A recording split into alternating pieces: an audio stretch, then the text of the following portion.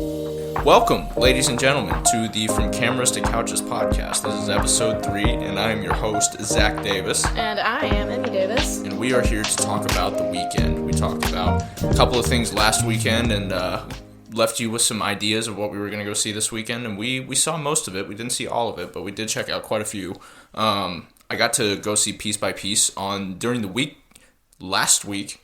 We went and saw that with my little brother, Danny Davis. Shout out, Danny. Unfortunately could not be here with us, but we'll definitely see if we can get him on a future episode. Anyway, we saw Piece by Piece. I checked out Venom, The Last Dance on Friday. I was going to go see Conclave on Sunday, but I decided that might not be the best idea. So that one might get around to some other time, but now is not the time. Emmy also had a nice Friday evening. I lived, laughed, loved in time.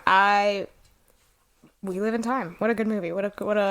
Exactly what you want to see. I mean, if you're going to see We Live in Time and you know what you're walking into, you're going to get exactly what you expect to get out of it. You're going to cry. You're going to fall in love with Andrew Garfield and Florence Pugh just a little bit more than you already were. And Florence Pugh coming off of her hot performance in the Oscar-nominated film Oppenheimer last year. Definitely didn't really feel the depth of the character in that one, but hey, maybe it's time to live in time. I think it's the season. I think everyone should live in time. I think we all do live in time. We just haven't accepted it yet. Yeah, and speaking of that hot couple right now, they debuted on at the London premiere of We Live in Time, where Mr. Garfield popped out, and Miss Pugh was looking a little stiff, to say the least. She was actually a cardboard cutout of Miss Florence Pugh. She could not be there. She was filming something else. I don't remember exactly what it was, but it was on potentially the other side of the world. Little Women too, I think. Oh yeah, Timothy Chalamet is just really booking his schedule. Little Gents. Little Men is actually the sequel to Little Women. Yeah. So. Congratulations to Andrew Garfield.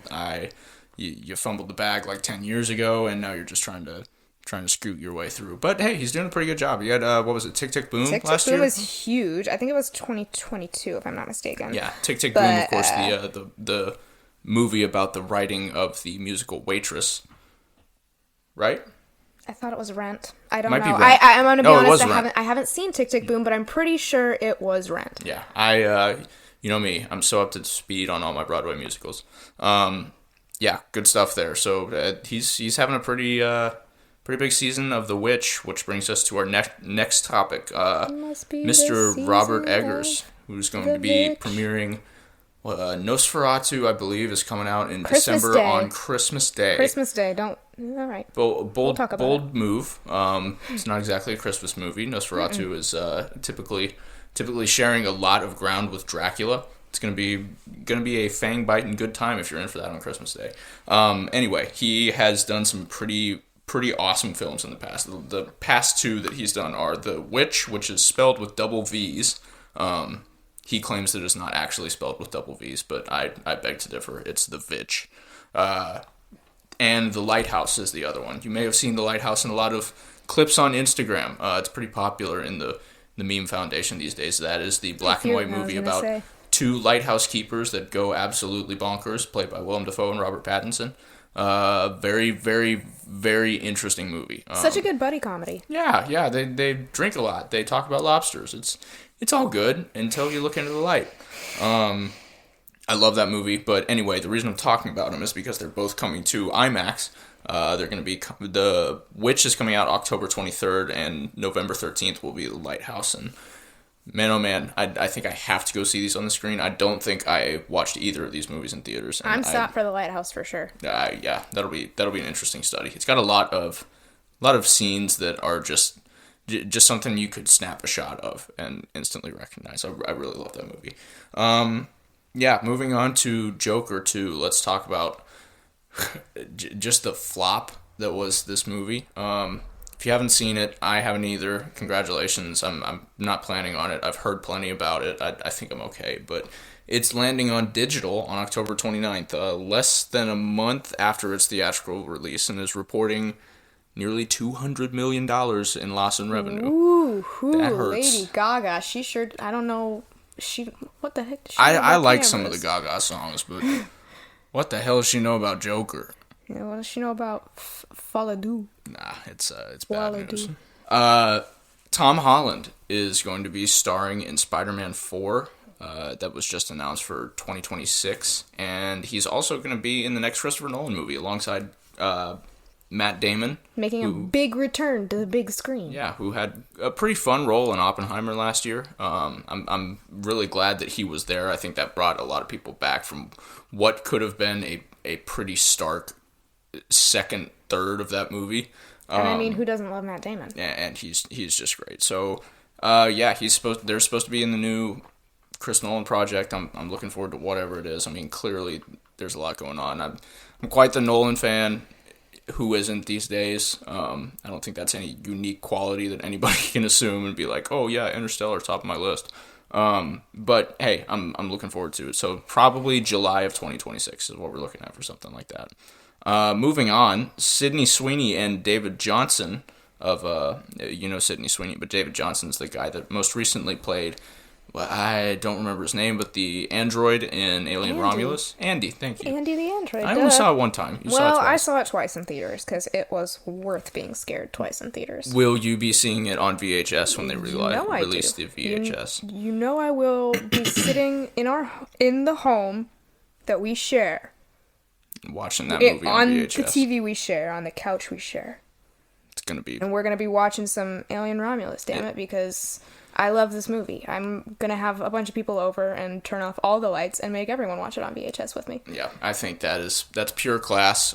Disney is releasing this as the first VHS they've put out in like a long time. I saw some statistic the other day, and I want to say it was like 18 years or something. I think it's fabulous that they're doing this. Awesome stuff. I'm super excited for that. But anyway, David Johnson is going to be starring alongside Sydney Sweeney in Coleman Domingo's directorial debut. Coleman Domingo, he's been around. He's been around for the past couple of years. He's a pretty exciting young guy. But he's going to be talking about the affair between Kim Novak and Sammy Davis Jr. in this one, and that's a pretty sparky story. It's got potential to be pretty interesting. But I'm excited to see what he's cooking up. Maybe this is his year. So, congratulations to David Johnson for getting to star in a movie about an affair with Sydney Sweeney. Yeah. He's going to have fun. Good for him. You know him and love him as the awkward AI. He's the goofball. Android. But apparently they're going to be getting it on now. Yeah. We'll find out. Lots of trumpet in that one, I hear. Okay, Marvel's Blade has been completely removed from their schedule. This is one of the main slates that they've had for I don't even know how long now. They announced like Phase 6 or whatever they're in a couple of years ago, and this was one of the highlight projects. And I can't remember who was starring, but it was not Mahershala Ali. No, it was Mahershala Ali. Wesley Snipes was not going to be starring in it. Yeah. So Wesley Snipes was in, spoilers, Deadpool and Wolverine. Shows up as Blade in Deadpool and Wolverine and says, there will only ever be one Blade. A couple months after this movie's release, Blade is completely taken off the schedule. I don't really know what happened there. I hear creative differences, but that's bad news. It's not like Marvel has not been experiencing bad news for the past 5 years. I don't know about you, but I personally really, really loved Madam Web. I don't think I care at all. I don't think I care at all. We'll be talking about some Marvel stuff later in this with Venom: The Last Dance, and oh yeah, we'll get Zach's around to hot off the Marvel train. Yeah, hot. That's what we call it. Okay, the score for Dune 2. Oh Hans Zimmer. It is not eligible. Not eligible for an Academy Award because it replicates too much of the original score. Interesting choice by the Academy. I have not heard a whole lot of scores this year that have made my eyes pop out of my head. So, cool, good for them. I'm glad they ruled that one out. We'll see what the rest of the year brings. Yeah. So that's most of the news block. Now on to some trailers that we got this week. First and foremost is a big one. I've been waiting on this one for a while. I have trouble with trailers because I don't want to watch all of them, so I don't spoil massive parts of the movie. But this is for a pretty massive movie, rumored to be clocking in at around 4 hours long.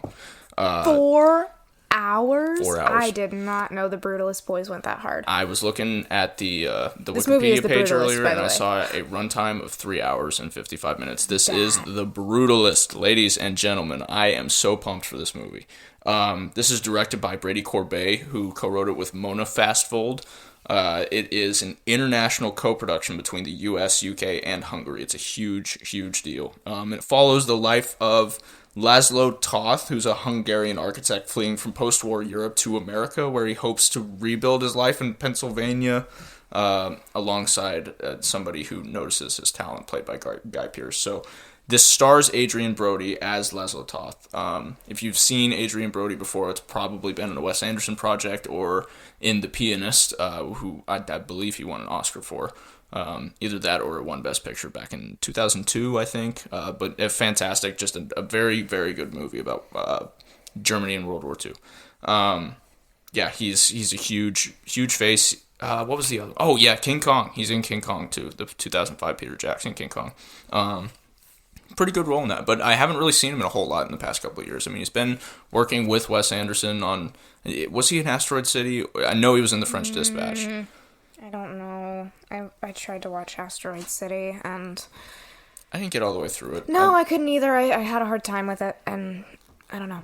And I wasn't in a Wes Anderson state of mind. I'll prepare myself for it. There was an influx of Wes Anderson between The French Dispatch, Asteroid City, and all of the shorts that he put out. The one of which starring Benedict Cumberbatch, The Curious Life of Somebody Something, won a short film award at the Oscars last year.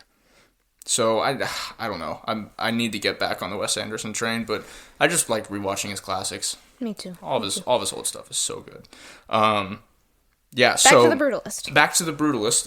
It also stars Guy Pearce, Felicity Jones, notably. Guy Pearce I haven't seen in a whole lot, if I'm being completely honest. But Felicity Jones is from Rogue One. She's the main girl in that, and The Theory of Everything, the Stephen Hawking movie.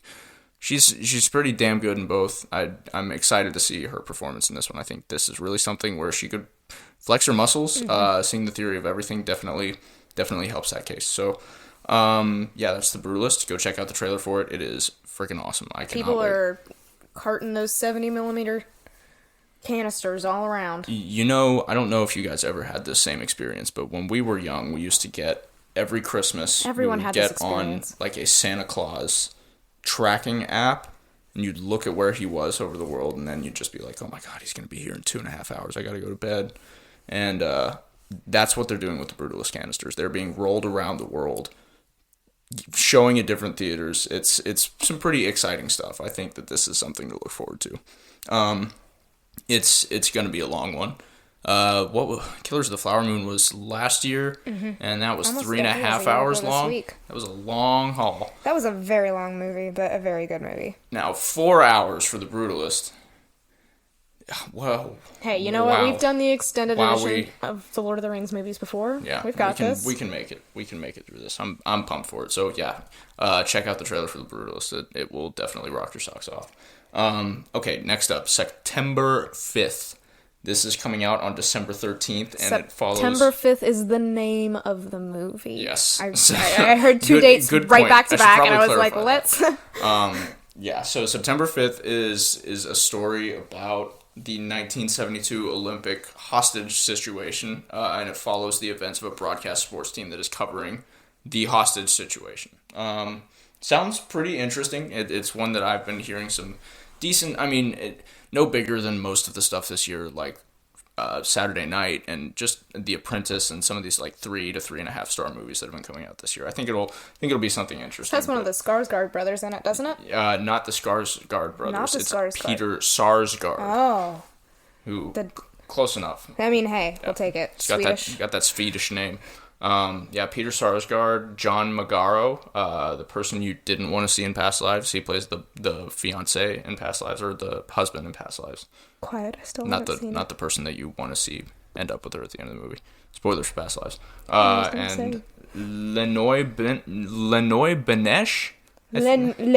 Benesh. Who knows? I think she's German, but she was in last year's German pick for International Best Feature, which was The Teacher's Lounge. It's not a great movie, but it was an interesting pick nonetheless.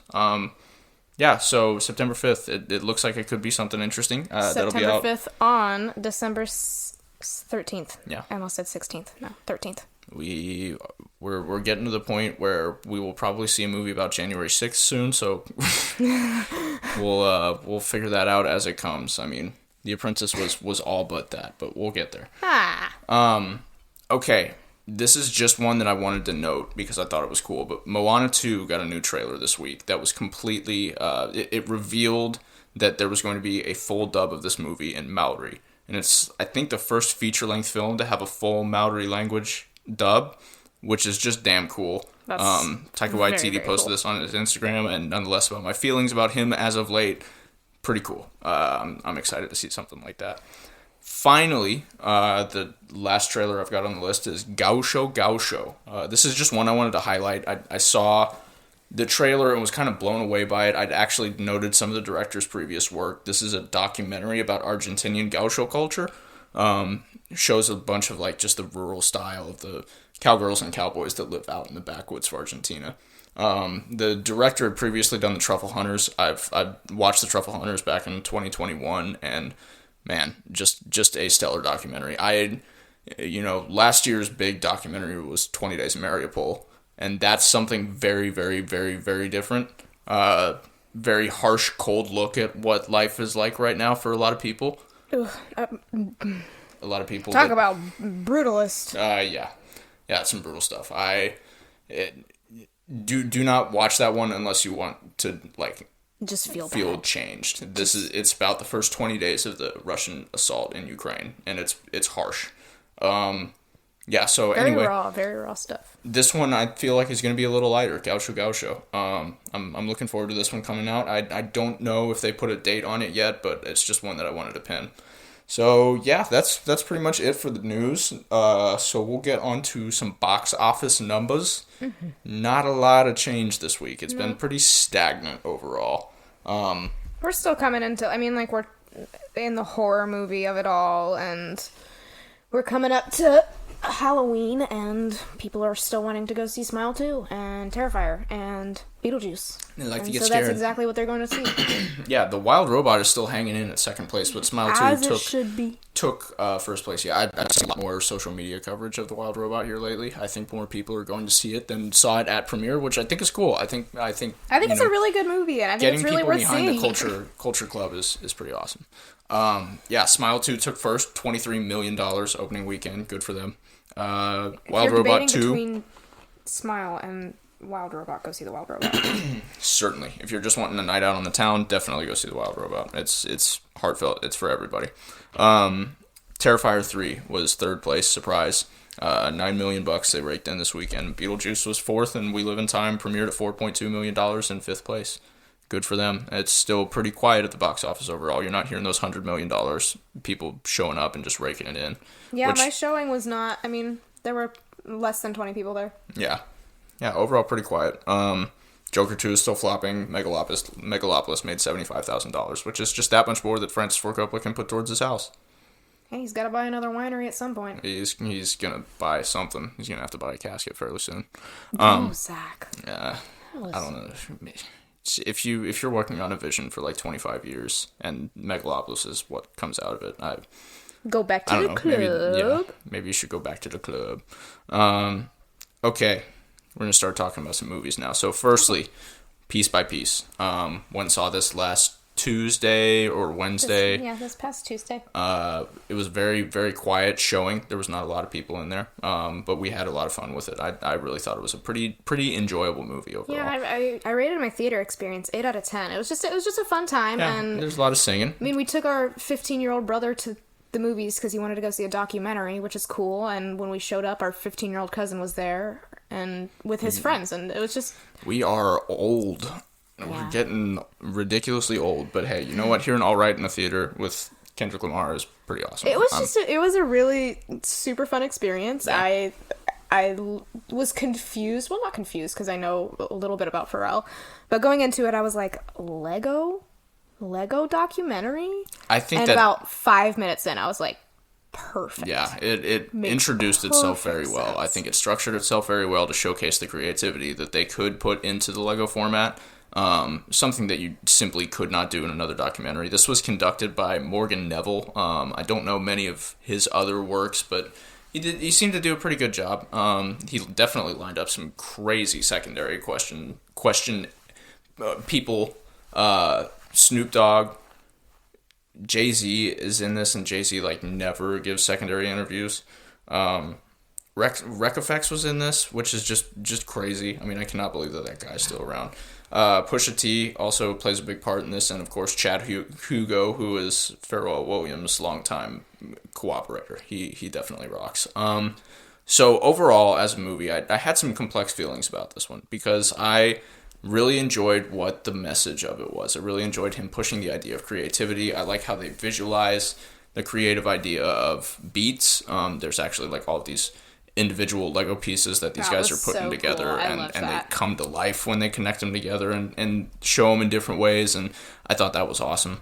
I loved the scene where he's listening to Stevie Wonder and he's talking about like when he's a kid and he's talking about how he can like see the colors and just the way that they animate it with the Legos is so fun, and it was really... very, very cool, very exciting. Also, when you hear something familiar and you see it like start to take shape, you're like, oh, this is it. This is awesome. Also, I love, there's like the intro where they kind of do the bit about they're doing a documentary and they're making it Lego, but they also have that sequence where he's like swimming with the fish, and it's like very Ponyo. Yeah, it's like its look, and it's just so... It's the birth behind the name of his group, the Neptunes. Yes. Comes from his love of the water. And yeah, it was really fun. It had a charm that really only a Lego movie could pull off. And I think that benefited the movie in a lot of ways, because I think that this did not particularly showcase Pharrell's ego as much as it should have. As much as I would have liked it to in a real documentary about this. I almost consider this more of an entertaining movie than a documentary. I would like to know more about Pharrell's life, and there is a lot. I mean, most of the animations are done based off of videos that have already been recorded. A lot of that showcases, music videos and that kind of stuff. They're leading to some wild results. But I think that they don't really glaze over like how much of a corporate nightmare that his career kind of became. I think they do it in a delicate way that's still approachable for 15-year-olds. Absolutely, that love Pharrell. Absolutely, and I think it made it accessible for a lot of people. But just personally for me, I would like to see a much deeper dig into it. So, but but I don't think that was really the point of this. Yeah, and definitely the point of it, which it sold very well at the very end of it, was to just be creative, be yourself, and accomplish your goals as you see fit, which is what Pharrell did. So, congratulations to him. I put this movie at a 7 out of 10. I thought it was really, really fun, really enjoyable experience with a lot of music that I really love and was super nostalgic. And it was cool to see, the young generation of my little brother and his buddies getting into it. It's pretty great. I think that is what music can do. I think that we're just bridging generations now, and the good stuff speaks for itself. I really liked this movie. I'll give it a 7.5 out of 10. There were just a lot of fun moments. Like there's the PG spray when Snoop Dogg is on screen to give this smoke effect. Like that is so excellent joke. So fun. They have that scene where they're showing all the samples. Wait, sorry, I read that wrong in my notes. It's the Gwen Stefani, Justin Timberlake, and Busta Rhymes scene where they're transitioning and going through them all, and they're it's just so fun, and it's about making music and loving music, and who can't love music going out of a movie like that, and a lot of good also music documentaries. I don't know, and I liked the way he talked about God. I like how he touched on that, man. Definitely. He definitely was very respectful of his religious influence and the people that helped him out in his life that had that connection and helped bring him closer to that connection. I thought that was awesome. Really cool to just, be showing that in general. I'm glad that they're doing that. I also, one more thing about this movie. I'm sorry, I know you're ready to move on. I loved when he talked about writing frontin' for Prince, and Prince didn't want it, and then I don't know, I guess it's just really made me appreciate Pharrell that much more as a producer, which is, heyo, guess what? The point, he's promoting himself.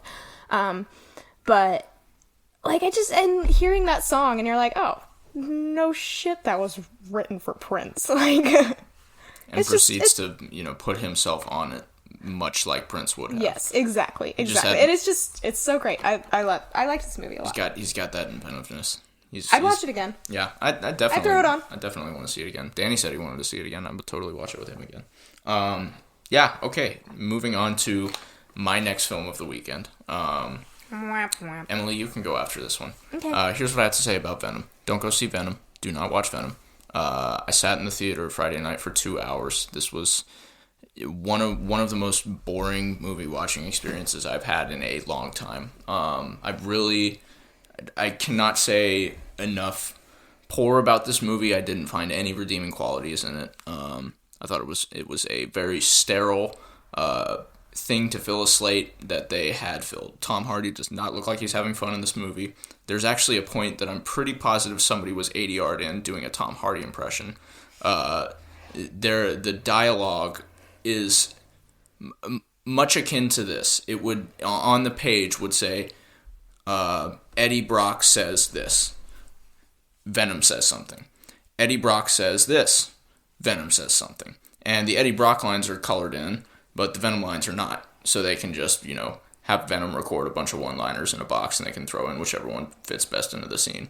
I was a little anticipatory of the third act of this movie, hoping that there was going to be, some kind of big action sequence that would be interesting enough to keep me excited.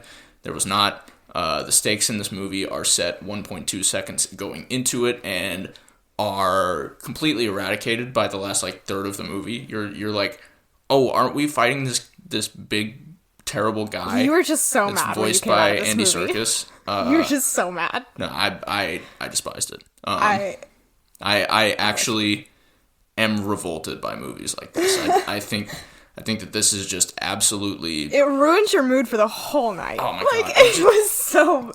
It just sucks to see Sony pushing a button into its slot and being like, alright, and we got the perfect formulaic thing that everybody's going to enjoy. They did this with Madam Web at the beginning of the year, which was definitely worse. This was not as bad as Madam Web. What's the line from Madam Web that everybody talks about? Like, your dad got bit by a spider in the Amazon or something like that? Yeah, it was her mom. And somebody killed her mom while she was in the Amazon rainforest with spiders. I don't know. I just watched Shaun of the Dead this week, and this movie also had the Don't Stop Me Now music sequence, which it just made me want to fall out of my chair. I was so mad. Anyway, you also mentioned, hold on, the disrespect towards Almost Famous. Yeah, though. there was a scene where they start doing a David Bowie song in the car. I'm not even going to explain the context of the scene because I don't think it's worth wasting the breath on. But they start doing a David Bowie song in the car, and somebody asked Eddie Brock if he is going to be like the groupie, and which I'm assuming is a reference to the Tiny Dancer scene in Almost Famous, which makes me want to walk into Sony headquarters and say, who the fuck made this movie? Yeah, I'm done with it. That's all I'm going to say about Venom. If you go see this movie, I will attack you. I'm sorry. This is going to make you into Venom. Is this your villain arc? I have warned you. Villain arc? I have warned you. We are done with this. Okay. I as an American man, am putting my fist down and saying I am done with this. Well, guess what? All right. Ladies and gentlemen, Emily, are you ready? Are you ready to live in time? Because holy cow, I could talk about this movie forever. In fact, I have talked about it all weekend to a nauseating extent. But first, I just want to say that, so Zach and I, Venom and We Live in Time had matching showtimes and matching runtimes. So we both went to our individual movies. And like I said, he was very upset with Venom. And coming back into the car and not being able to just sit there and cry the way I wanted to. Trust me, the last thing that I want to have happen when I'm walking out of a showing of Venom is like sitting and listening to somebody cry about how good and I was holding back tears. There were points where I was actually crying in the car, just silent. There was no silence. It was there was plenty of sniffling. Okay, We Live in Time. Oh my gosh. So we're looking at director John Crowley. He did the movie Brooklyn starring Saoirse Ronan. And he also did some work on True Detective, but I don't think it's the season. It's not the first season. It was written by Nick Payne. Benedict Cumberbatch was an executive producer for this movie. And Stuart Bentley is our director of photography, who did some work on Black Mirror, as did somebody else. I can't remember who, though. Oh my gosh, I have a lot of notes about this movie. And this might get a little rough because Zach's not going to be able to fill the space. I'm just going to sit here and continue to stew. Okay, the chemistry between Andrew Garfield and Florence Pugh is so amazing. Electric. And a lot of people, I've seen a lot of reviews about people saying that the screenplay is not the greatest and that it's really boring. I think that's the point. I think that the point of the movie is not to be boring, but to just be so, like, this dialogue is so human and this metatextual monotony. It's beautiful, and I think that I lived through this movie. Like, I came out of the theater. Whoa. With cancer. No, sorry. Whoa. Bad joke. There's a lot that this movie does to, like, just throw you for a loop. One of which being the oh my gosh, the timeline is, like, all distorted. And you see just chunks at a time of different pieces, and you're putting it together. And also there's just, like, I don't know, there's just some confusing moments, which I guess maybe to the fault of the screenplay and the writing, but nevertheless, it all comes together in the end. The pacing is pretty well done. I was pretty impressed with that. There's the bit where the car is parked in between, like, the parallel parked in between the two gates, and you gotta get out, but he's in a hurry for some reason that I can't disclose. It's great. I really... It's just so damn charming. This movie's just everything you want it to be, like I said earlier. The scene where Florence Pugh is trying to talk in private with her assistant chef, because, I won't get into the whole plot of the movie, because I will go for hours if I keep talking about this movie. Zach, please say something. You're making me nervous. Oh, what? This is... Huh? I was living in time. Oh. You should. I was listening to We all should. Your well-structured recap. Okay, well, I feel like I'm rambling a little bit. I'm nervous. No, you're fine. I've never had this much time to talk to the microphone before. I have so much power. Except for the 2 hours of podcasting we've already done. But hey, we're locking it down. You've never given me the reins on a segment. I'm excited about it. Okay. Anyway, shut the fuck up. Okay. Florence Pugh is, like, this excellent chef, and there's this scene where she is moving throughout her restaurant that she owns, and she's trying to, like, talk to her assistant about something private, and they are, like, literally the way, as somebody that works in a restaurant, the way that they have to continuously move from room to room to room, and they end up in the walk-in is so good, and I just really like that, and I took a note about it, and I thought it was worth saying. So did you see Oppenheimer? And did you see Florence Pugh's boobs? Because they were there. And if you liked what you saw, guess what? This movie's for you. There's a lot more Florence Pugh booby time. That girl likes to be naked, and you know what? Do your thing, girl. Do your thing. Does she at least get, like, a little time to be a human being in this one? 100%. And that's the thing is... Obviously, there's some sexual scenarios, but there's, like, one of the timelines we're following throughout the movie is her being pregnant, and so there's, like, just a lot of beautiful pregnancy stuff. Like, there's this just nice scene of her taking a bath, and Andrew Garfield is taking care of her when she's, like, 9 months pregnant, and it's just nice. And there's also the birth scene is so good. Who would have thought you can make a birth scene so beautiful? Like, obviously birth is beautiful, but I mean, you just think of the nasty. I myself prefer the birth scene in A Quiet Place, the first one. Yeah, no, this is very different. I don't want to say any more about it because I don't want to spoil anything. I think this movie came out too recently for me to... I'm being very careful with how much I talk about this, and I know I've already rambled, but I definitely want to do a weekly highlight on this after it's had, like, a year to be out and more people have seen it, because we're going to talk about it a lot. Nice. The scene where she is in chemo, spoiler, this is a cancer movie, and she's, like, looking at this other woman, and this other woman like is falling asleep as she's getting her chemotherapy, and her wig like slips, and just the nurse like taking the care to fix her wig, like, and that's all that this scene is, and it's very nice. And gosh, how many timers and clocks were in this movie? So many, because we are living in time. Figure skating, who would have thought that it could make me cry this way, and with so little of it in the movie.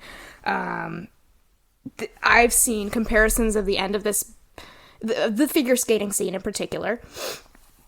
Iron Claw, I've heard a lot. It's like the Iron Claw boat scene, and I've seen a lot of comparisons to After Sun, which makes me sad, because that's another sad movie. Paul Mescal, please stop hurting me. Please stop hurting me. Gladiator 2, I'm excited to see him do something that doesn't make me weep. Oh my gosh.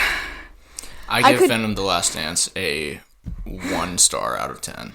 I initially gave We Live in Time 4 out of 5 stars, and then I woke up the next morning and I was still thinking about it, and so I went right back onto Letterboxd and was like, no, 4.5, and I think if I watched it again, it might be 5 star. Like, just the way that it hit me and the way that I've been thinking about it. Go see this movie. It's sad, it's beautiful, it's romantic, it's charming. Andrew Garfield is cute as hell. Florence Pugh is... She's just real. She's just a real person. She is Almut. Great. And that is We Live in Time. Great. It's great for Florence.